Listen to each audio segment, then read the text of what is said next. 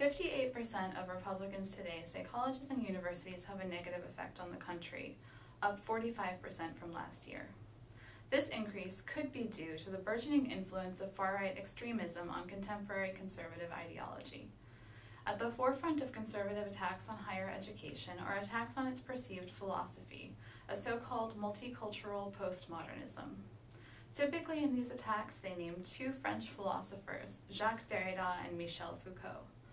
Both Derrida and Foucault actually rejected the term postmodernism as a useful framework, but typically people who use the word are at least referring to schools of thought that were influenced by them. Accurate reference typically ends there. Conservatives paint postmodern academia as a haven of Alice in Wonderland-style absurdity, where true is false and right is wrong. Whether intentional or not, this caricature is based on a misunderstanding of key concepts in Foucault and Derrida's thought. The two men are painted by the right as being the progenitors of a nonsensical ideology that seeks to brainwash students into accepting communism. In this video, I will seek to explain away three of the major myths that are used to paint this narrative. Myth number 1, postmodernism teaches there is no absolute truth. This is one of the most common claims made by conservatives who are seeking to bias an audience against postmodernism. While there is a question about truth, which is raised in both of these thinkers' works, it is not answered in the way the far right seems to insist. How do they answer the question about the value of truth? Both Foucault and Derrida owe their stances on this value to the 19th century German philosopher Friedrich Nietzsche, so it might be simpler to start with him. When Nietzsche asks, for example in his work The Gay Science, about the value of truth, he is not saying that truth isn't real. When he critiques science, he's not saying that science isn't valuable. He's saying we should question whether it is the absolute value or whether truth is always valuable for life. For example, I am a painter, but I don't know much about art history. For most of my life, I've been intentionally ignorant about art history because an excess of knowledge might inhibit my will to act. If I knew too much about the great masterworks of human civilization, I might get too intimidated to try out my own ideas, thinking that I could never live up to what came before me. In this sense, too much truth could be harmful to me. This doesn't mean that Nietzsche was oblivious to the value of the objective truths of science. He simply thought that in a post-religious world where many no longer believe in God, some have elevated science to replace God to a level beyond what its merits warrant. After all, some questions about our life's meaning and authenticity cannot be answered by a math equation. A world where truth was the only value would look very cold and impersonal.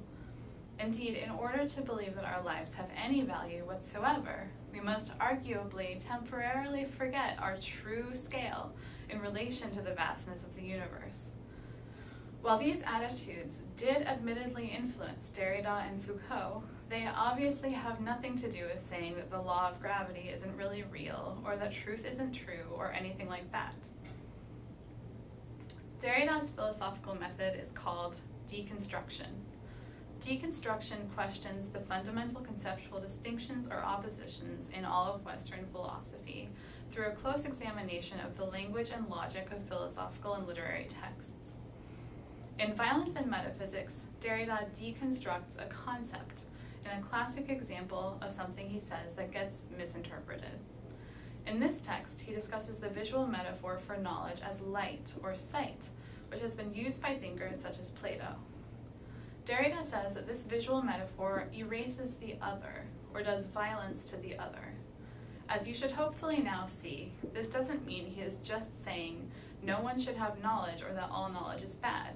In fact, on the contrary, he's claiming we should think about the assumptions we make about knowledge. For example, the assumption that knowledge is like sight. We should make sure our assumptions about knowledge don't reveal some truth claims to us at the expense of concealing others. In this way, Derrida is actually, in one sense, being more objective by critiquing knowledge itself, not less. Myth number 2, postmodernism teaches that all morals are relative. This is another heavy hitter in the world of stupid claims made about postmodernism. Conservatives would have you believe that postmodern rhetoric furthers a world where there is no absolute right or wrong, and as such, we should just all roll over and let ISIS invade and ritually sacrifice our children. But being influenced by Derrida or Foucault does not require this of you. Far from it, both Derrida and Foucault were passionate defenders of what they believed was right, and almost no one understood the importance of ethics and morality like Nietzsche. Nietzsche himself was not an actively political man, and did espouse what might be termed an immoralism. He took it for granted that much of what we think about morality is wrong, that people who seem good often might have motivations that are bad, or that people who are genuinely evil might nonetheless have some good effect on the world. But aren't all of those things common sense, or at least possible? Nietzsche wanted us, or at least those few of us he thought were qualified, to undertake a genealogy of morality, or a revaluation of all values. He wanted us to uncover what we take for granted about the moral systems that structure our lives. Nietzsche wanted us to understand that each people has a different morality, and each morality has a people. Morality undoubtedly radically changes from culture to culture, and value systems that claim to be universal or neutral nonetheless always come with a specific socio-historical context, as well as biases and limitations of their own. These things are important not just so we can run roughshod over all that is sacred, although Nietzsche did author a text called The Antichrist, but so we can be more objective as is humanly possible in our appraisal of any given value system. He simply wanted us to more carefully consider how we choose our own values, ensuring they are good for the body and for human life itself. Derrida took these insights of Nietzsche's and did some very beautiful and interesting things with them. For example, in On Forgiveness, Derrida talks about the aporia of forgiveness. In the aporia of forgiveness, we realize a paradox. The only thing that calls for forgiveness is the unforgivable. This may seem like a contradiction, but bear with me. Think about it. If I steal 2 pennies from you and then apologize, you can easily say, I forgive you. But that is not really a grand act of forgiveness. Anyone can forgive that. The real challenge of forgiveness comes when we encounter a need to forgive truly atrocious actions, the unforgivable. Thus, the unforgivable is the only thing that calls for forgiveness. This snippet of thinking would obviously make no sense unless Derrida assigned some value to forgiveness. Thus, he clearly had an ethics of some sort, whether you agree with it or not, and he was not a moral relativist. For his part, Foucault was very politically active, and as we'll cover in a moment, obviously had his own view of right and wrong. Foucault took Nietzsche's warning that we ought to conduct a genealogy of morals very seriously, and much of his work could be said to represent his best effort at that. For example, Foucault's History of Sexuality is an intensive genealogical analysis of the sexual ethics of ancient Greece, with an eye to understanding what these ancient sexual ethics might teach us about our current narrative, which is that the sexual repression of the Victorian age was overcome by the sexual liberation movement that began in the 1960s and continues ostensibly to this day. His Discipline and Punish was a similar analysis of prisons, Madness and Civilization a similar analysis of psychiatry, and so on. Everywhere he turned, Foucault sought to uncover systems of values affecting political and social conditions in ways that we don't always recognize in our daily life. Myth number 3, postmodernism promotes authoritarian communism. Our last myth is a very common one and perhaps represents the true goal of the far right when they spread disinformation about postmodern thinkers, to discredit all leftists as authoritarian communists. Conservatives claim that thinkers such as Foucault and Derrida promoted their allegedly insane philosophies with the ultimate devious goal of brainwashing college students into accepting communism.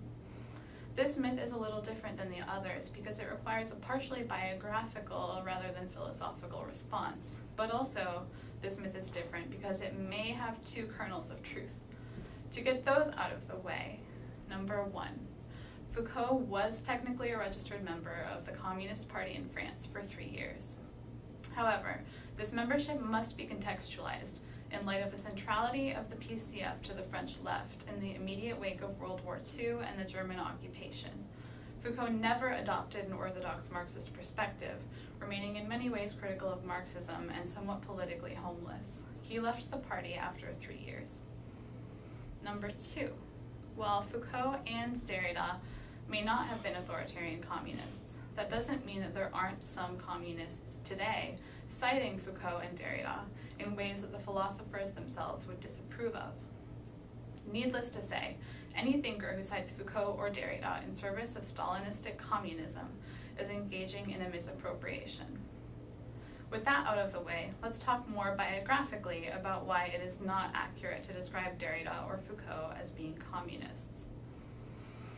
Even after he left the Communist Party, Foucault never stopped participating in leftist politics. But again, Foucault was always a critical member of the left. He had a radically new approach to political questions. The reason it could never be accurate to call him a communist is because he put forward no positive political philosophy at all. Foucault feared that to do so would inadvertently reproduce the same old existing power structures, since human beings haven't yet conducted a thorough genealogy of their own moralities.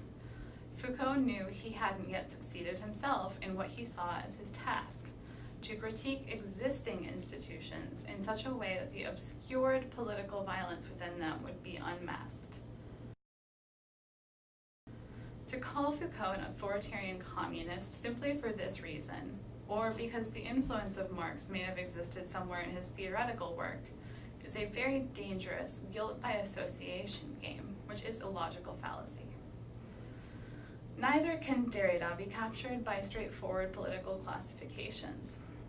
Derrida, too, was incredibly politically active against the Vietnam War, against apartheid in South Africa, against the proliferation of nuclear weapons, against the death penalty, against the invasion of Iraq in 2003, and in favor of animal rights. And in 1981, lending new heights to the ludicrousness of accusing Derrida of being a communist, the man was actually vice president of an organization whose entire purpose was to aid dissident or persecuted Czech intellectuals in fleeing the communist state. But beyond any biography, one can make the argument that both thinkers were inherently at odds with the centralizing forces of authoritarian communism, because both opposed the centralization of any single dominant absolute narrative and the concomitant violence of such centralization wherever it appeared. Both thinkers sought to amplify suppressed voices, such as those of gay people and of prisoners, but both would likely decry as impossible a communist world without social classes, money, or the state, particularly when so many supposedly utopian visions of the future actually turn out to promote plans to reproduce the exact same social order in which we already exist. Frankly, even if they were both communists, which they really weren't, we don't need another Red Scare. Thanks for watching.